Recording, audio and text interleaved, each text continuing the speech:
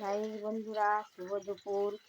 আজকে আমার রান্না হচ্ছে ঘিয়ে করলা ভাজা, যাকে বলে ক্যাংরোল। ঘিয়ে করলায় ভাজা হবে, আর ফুলকপি দিয়ে আলু দিয়ে তরকারি হবে, আর মাগুর মাছ দিয়ে ঝোল হবে, আর ভেন্ডি ভাতে এভাবে রান্না হবে। যদি তোমাদের এগুলো ভালো লাগে তাহলে একটু সাবস্ক্রাইবার করবে, অবশ্যই লাইক দিবে, কমেন্ট করে জানাবে কেমন লাগলো তরকারিটা রান্না করে, অবশ্যই দেখাবো। এখানে ক্যামেরা দেখালো কত সুন্দর লাগছে, দারুণ লাগছে। মাগুর মাছের ঝোল হয়ে গেছে, যদি ভালো লাগে একটা সাবস্ক্রাইবার করবে।